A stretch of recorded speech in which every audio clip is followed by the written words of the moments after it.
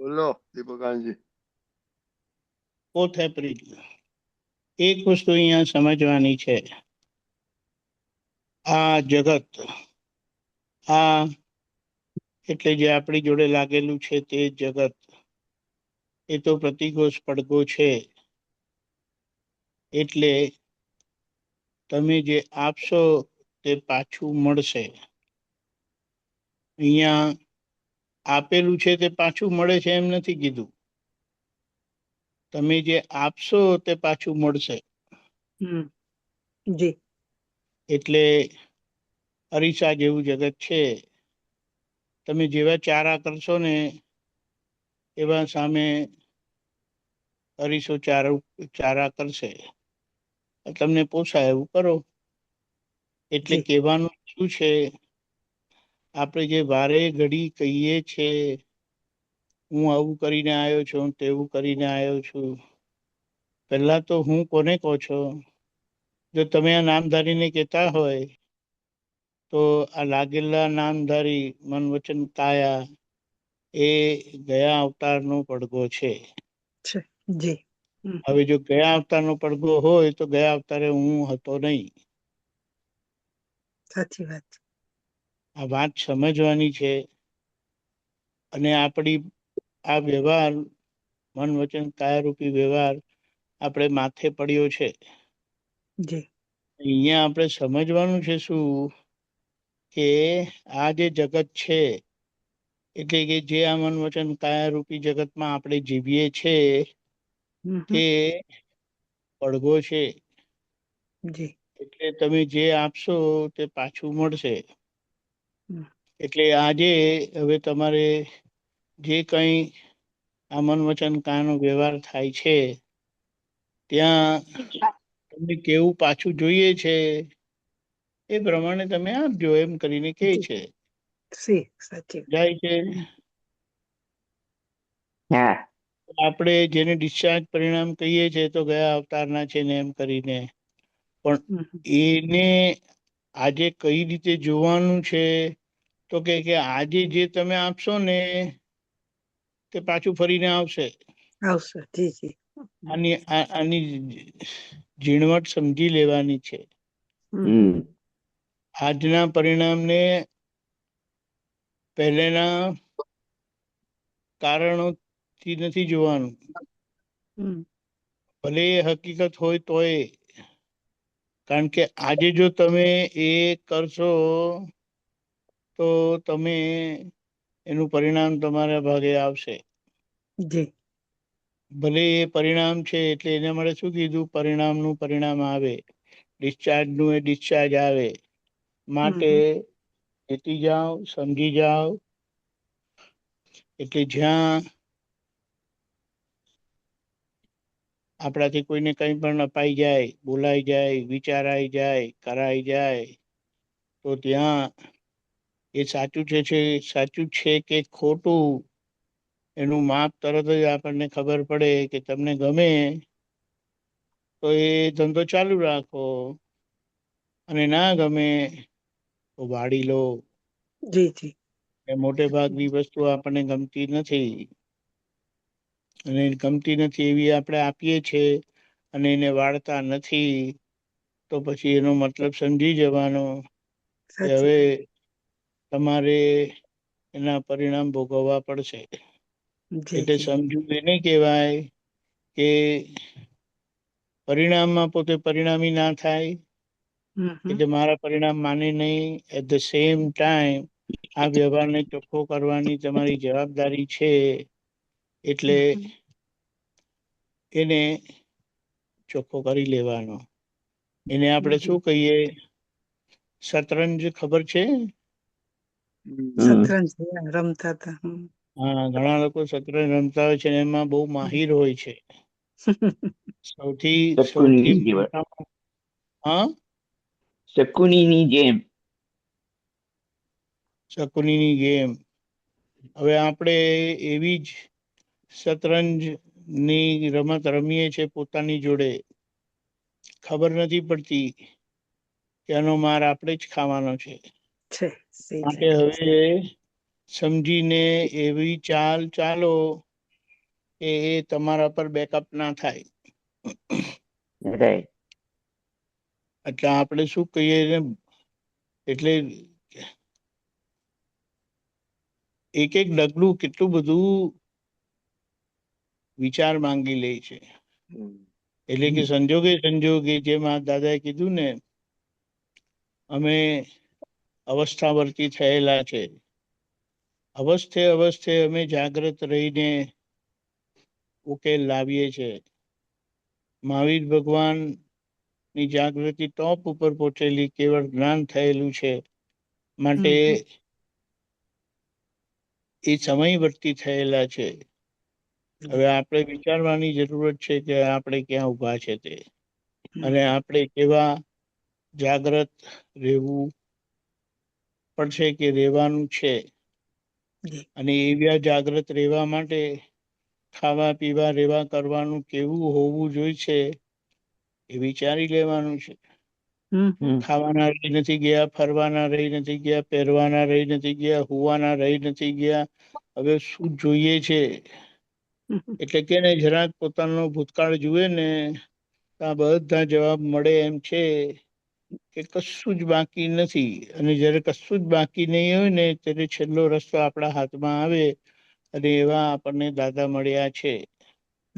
તો આપણે એટલું સિન્સિયરલી સિરિયસલી આપણે આપણું કામ કરી લેવાનું છે, એટલું સમજવાનું છે. ખાવા પીવા, ઓઢવા પહેરવા, સુવાની ના નથી પાડી, પણ એની પાછળ જે લપ રહી છે ને, એ લપ નહીં રહેવી જોઈએ. અને એમાંથી ધીમે ધીમે કરીને આપણે નીકળી આવીએ. કારણ કે એ પૂરું કરવામાં જ બધી માથાકૂટ થયા કરે છે. નથી થતી. આજે આપણે એમ કહીએ કે કઈ બાબત સ્વીકાર ના કરશો એ મને કહો. કઈ બાબત તમે સ્વીકાર નહીં કરો એ મને કહો. અને આપણે તપાસ કરીએ ને તો જીવનના સંજોગો આપણને સ્વીકાર થતા નથી. સંજોગ સ્વીકાર થતો નથી, માટે વ્યક્તિ સ્વીકાર થતા નથી, અને માટે વ્યક્તિ પ્રત્યે વાંધો રહે છે. નથી રહેતો. સાચી વાત છે. એટલે પરિણામ આપણે બદલી શકતા નથી, પણ પરિણામમાં આપણે કેવી રીતે રહેવું એ તો સમજી શકીએ છે ને. એ આપણે રહી જ શકીએ છીએ. કારણ કે ગમતા ભેગા થાય કે ના ગમતા ભેગા થાય છે, એ બંનેનો સંભાવે નિકાલ કરવાનું આપણને આજ્ઞા મળેલી છે. એમાં આપણે ભૂલ ના કરીએ એની વિશેષ જાગૃતિ રાખવાની છે. બીજું બધું ખાવા પીવા હરવા ફરવાનું બધું મળી જ રહેવાનું છે, ને મળે જ છે. પણ આપણે કહીએ ને બીજાની જોડે સરખામણી કર્યા કરીએ છીએ અને પોતાનું બગાડીએ છીએ. અહીંયા આપણે આ સત્સંગના લીધે, દાદાના છત્રના લીધે, એ છત્રની નીચે બધા ભેગા થયેલા છે. આપણે મૂળ કારણ એ છત્રનું છે, અને છત્રની સમજણથી આપણે જીવી જવાનું છે. ત્યારે આપણે એકબીજાના પરિણામો જોઈને માથાકૂટ કર્યા કરીએ છીએ, અને છત્રના લીધે આપણે ભેગા થયેલા છે. એટલે એ છત્રના કારણે નિમિત્તે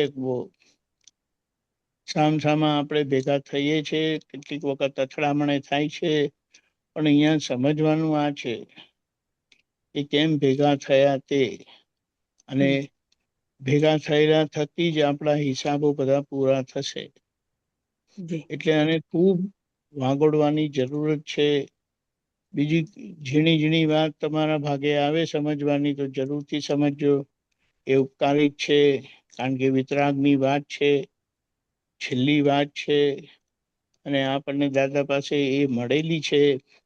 દાદા એ એના બધા ફોડ પાડેલા છે. તો એ જે વખતે જે મળે એનો લાભ લઈ લેવાનો છે. પણ આ જીવવાનું જે છે ને, તેમાં આપણી ભૂલ ના થાય એની વિશેષ જાગૃતિ રાખવાની છે. કારણ કે ઝીણી ઝીણી વાતો કરે અને જીવન વ્યવહારના જાડા જાડા પ્રસંગોમાં આપણે ફેલ થઈએ એ કેમ કરીને પોસાય આપણને. હમ આપણી મુક્તતા ક્યારે જવી ના જોઈએ. આપણી અંતર શાંતિ ક્યારે જવી ના જોઈએ. આ બધી વસ્તુ તપાસ કરતા રહેવાનું છે. જય જી સચ્ચિદાનંદ. જય જય સચ્ચિદાનંદ. બહુ સચ્ચિદાનંદ. સરસ.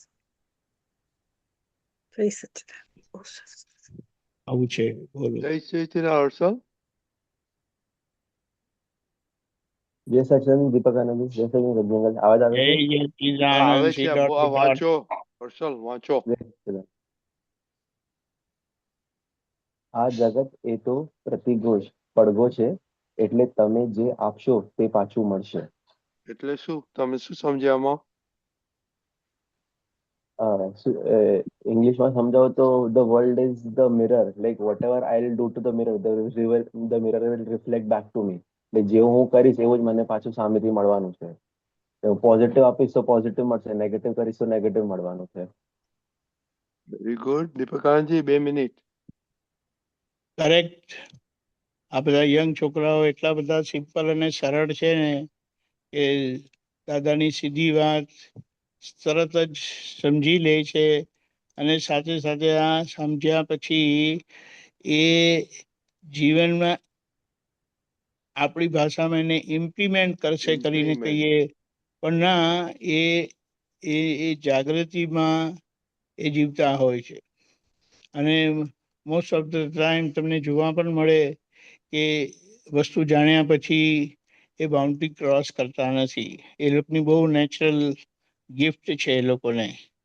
જય સચ્ચિદાનંદ. અને દીપકાનંદજી જય માય સચ્ચિદાનંદ. એક્સપિરિયન્સ શું છે કે એ લોકોને બધું ડેપ્થમાં બહુ ના સમજે. Fundamental they understand and implement. The deep actually details they don't go into ડેપ્થમાં detail. નથી સમજતા એવું નથી, કારણ કે આંટી ઘૂંટી રહી નથી એમને. પેલા કે ને ચિકાસ નથી, ચિકાસ. હા yeah, yeah. એ ચિકાસ સ્ટિકીનેસ નહીં હોવાના કારણે સીધી વાતને સીધી રીતે સમજીને જીવી જાણે છે. ત્યારે આપણે બધું જાણ્યા પછી પણ એ સ્ટિકીનેસ આપણને એમાંથી બહાર આવવા દેતી નથી. બરાબર. પણ ઓકે ટાઈમ હમણાં પ્રી નથી પણ હા બોલો દીપકાનંદજી. એને પ્રી ઓક્યુપેશન કહે ને, યા એને પ્રેજ્યુડાઇઝ કહો, પણ ખરેખર પ્રેજ્યુડાઇઝ નથી, પણ એ ઓક્યુપેશન છે આપણું. કે જે રડીન દાદા એટલે આવા, અને સરોજબેન એટલે આવા, અને મુક્તાબેન એટલે આવા, અને હેમાંગીબેન એટલે આવા. એ જે અંદર બધા શટર પડેલા છે ને તેની ચેકાસમાંથી બહાર નથી આવી શકતા. correct. પણ આજે બીજું પણ છે કે હર્ષલ તો હમણાં તો very young age is a CA. So sometimes આપણે ટોક કરશું કે ભાઈ બધા હાઈ પાવર મિલિયનર્સ આવીને શું ધમકાવે છે ને કામ કર તેમ કર. It is mind boggling. So some day Harshal we need to Yes, we need to talk about it. It will be very interesting, at least for me, because definitely. Real life examples are the best examples, yeah, experiences that you can learn from. yeah, because I know કે when I was India with interaction કરતો હતો ને તારા જેવા છોકરાઓ સાથે, and they no clue, poor guys, so I to say ભાઈ કેમ આવું કરું આમ, interesting. ચાલો જય સચ્ચિદાનંદ. એ Jai Sachchidanand. Satchidanand, Jai Satchidanand. Harshal we can start. Yeah, sure. Jai. Oh sorry, મેં અનમ્યુટ કર્યો. અનમ્યુટ કરો. हाँ, जय सच्चिदानंद. प्रातः विधि श्री सिमंदर स्वामी ने नमस्कार.